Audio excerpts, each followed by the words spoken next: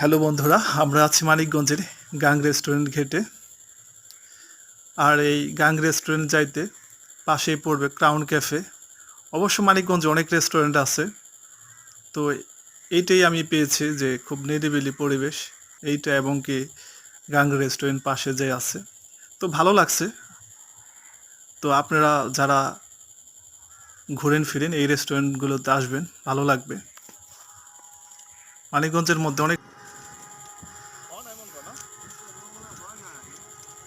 মানিকগঞ্জের মধ্যে অনেক রেস্টুরেন্টই আছে, বা আপনারা দেখতেই পাচ্ছেন যে বেউথা নদীর পাশে অনেক রেস্টুরেন্ট গড়ে উঠেছে, বা দেখতে অনেক সুন্দর।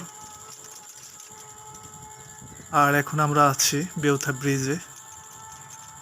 আসল কথা, বিকেলের সময় বা সুন্দর মুহূর্তগুলো আপনারা এই ব্রিজে আসলে উপভোগ করতে পারবেন।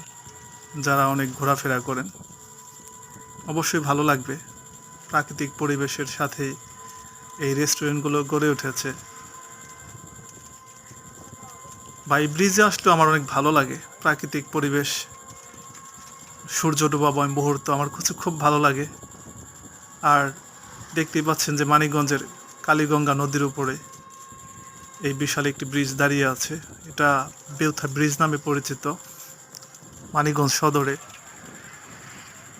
এই হলো আমি আপনাদের সুন্দর সুন্দর অনেক ভিডিও দেখিয়ে থাকি, বা অনেক জায়গাগুলো পরিচিত করে থাকে।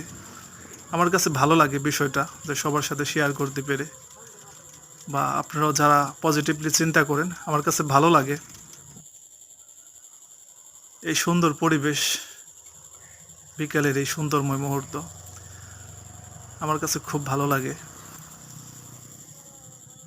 প্রাকৃতিক পরিবেশে আসলে আমার মনে হয় যে আমাকে নতুন করে আমার নিজেকে মন দিলে এবং কি সব কিছু ভালো হয়ে যায় এই প্রাকৃতিক পরিবেশগুলোতে আসলে। আপনারা অবশ্যই